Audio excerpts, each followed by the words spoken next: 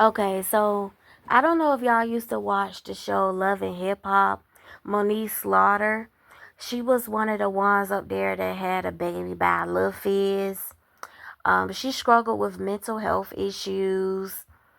I like Moniece. I like Moniece. You know, I feel oftentimes she's misunderstood. She tries the best she can to control her mental health. I do feel that she could have been a better mother to her son. I said what I said because I feel like every time we saw Moniece, she had a new man or a new boyfriend, but we often saw her, you know, more with a man versus with her son Cam. I said what I said.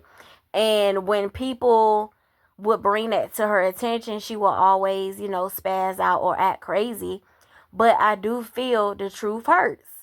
The truth hurts. And Moniece is one of those people where, even if you see something about her, she doesn't want you to say it. Because if you say it, then, it's going to lead to confrontation. Absolutely. Now, I say all that to say, I do like Moniece, okay? And I do feel she comes from a toxic mother. And that does play a big role in who she is as a person. The only thing I can say I like about Moniece's mother when she was telling Fizz that he needed to get full custody. I do agree. I do agree because a lot of the times people like Moniece, they pick and choose when they want to be a mother. And I said what I said. I do feel Lil Fizz is bisexual. I still feel that way. But at the end of the day, just because a man is gay or bisexual, that doesn't mean he's not a good father. Lil Fizz is a good pappy. Now, if Moniece ain't get nothing else right, she got it right when she made him a father. Because Lil Fizz been there for that little boy, I mean, from the beginning. And you could tell he loved his son. So it just goes to show just because a man may play for both teams, and that's my opinion, I do feel that he is, bisexual. I do feel that way. That's my opinion. Um, it just goes to show that doesn't mean they can't make a good father, right? Now, I told y'all my guy friend is gay and he's a good dad. He's a good dad and he's actually stepdaddy to kids that's not his as well. So it just goes to show, they can be good fathers too, but sometimes better than the heterosexual pappies. You know. Now, okay, so Moniece came to social media, right? Where she was stating how someone had robbed her, right? And, initially, a lot of people were tearing her up as I was reading through the comments because she was going in on black people. Now, I think y'all already know what I'm about to say for the most part.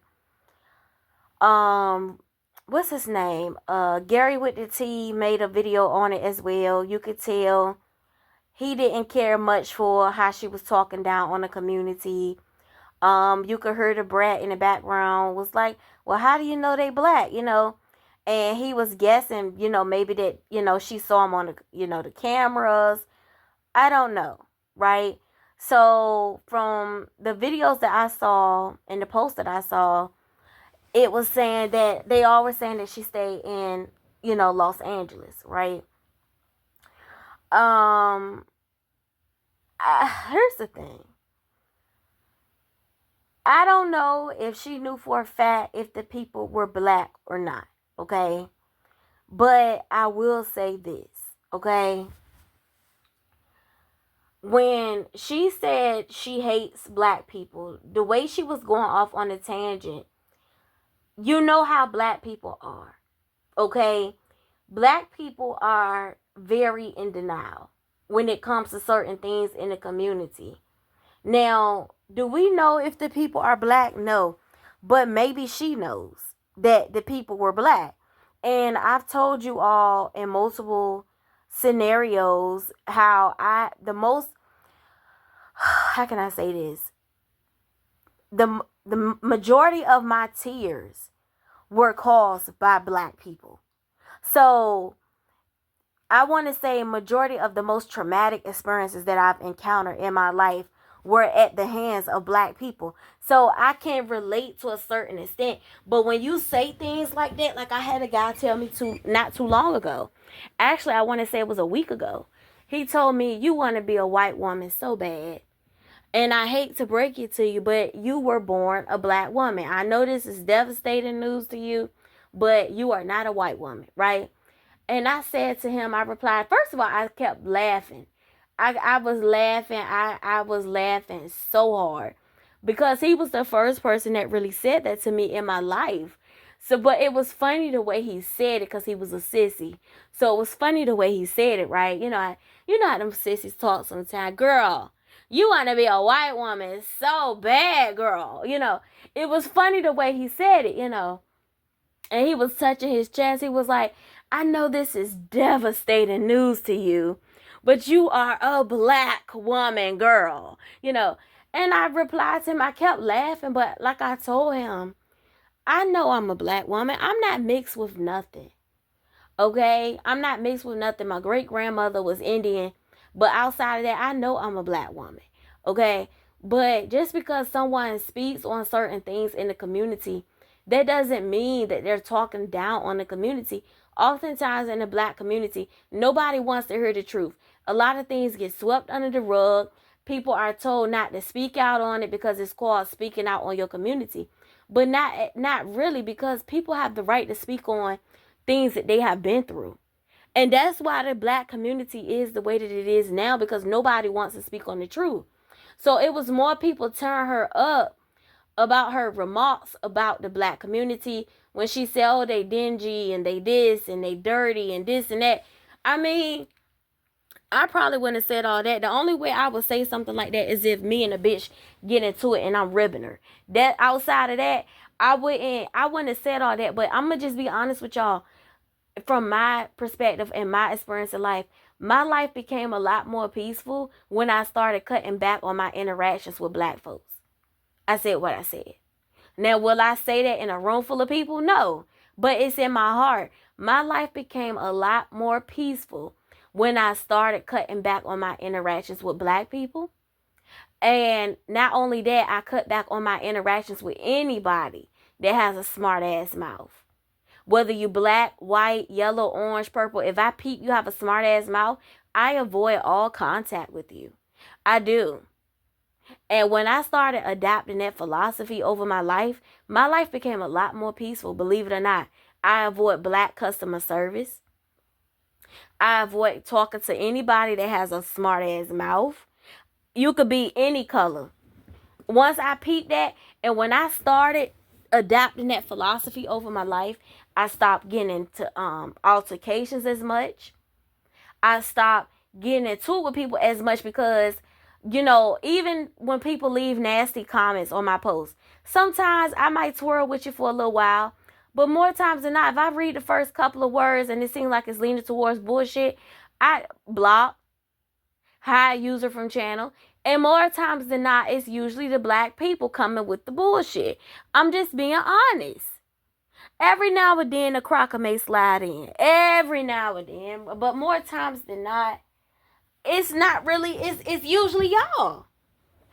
It's usually y'all.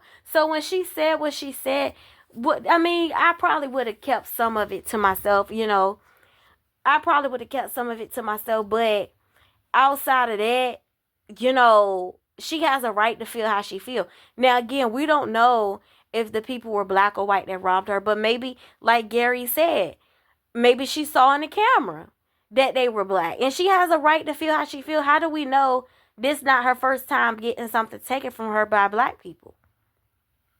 Now, when she said she worked too damn hard, I'm trying to guess. I'm saying to myself, what girl outside of love and hip hop, what else do we know you to do, bitch? I'm just saying. When she said she worked too damn hard for her stuff, maybe she do some shit behind the scene. I don't know. Because a lot of those people, they do ghostwrite. A lot of celebrities do ghostwrite more than and that's the whole point of ghostwriting. People not supposed to know that it's you. that wrote it. You know, that's why they get paid the way that they do. Like Lyrica Anderson, they say she gets paid pretty good money to ghostwrite. They say she get paid really good money. A lot of people ghostwrite because, let's say for example, you write a song and you don't sound right, you know, rapping that song, right? You're gonna give it to somebody else that may sound right, you know, coming out with it, and you're gonna sell it to them. Usually, you know. So they say Lyrica wrote a lot of shit on movies. Um, they said she one time she wrote for Beyonce. So imagine the check that she gets. T.S. Madison already said Beyonce pays fairly well. As we all know, I mean, the girl's filthy rich. Of course she does. So imagine, you know, she could, I don't know how much T.S. make, you know, but T.S. said Beyonce pays well. He has said on multiple, I just called it T.S. a he. Y'all know I love T.S. Madison, you know, so it is what it is. You know, I show T.S. so much love. You know, I don't mean no harm, you know. But anyway, T.S. has said on multiple occasions that Beyonce pays fairly well. So, Lyrica, you know, they said she wrote for Beyonce. They said she wrote for a lot of people. So, you know, maybe Moniece ghostwrites. I don't know. But when she said I work really hard for my stuff, I don't know what else she do besides Love and Hip Hop. Hell, Love and Hip Hop Hollywood, when the last time that been on TV? Because from last time I checked, the only one that's still on TV is Love and Hip Hop Atlanta.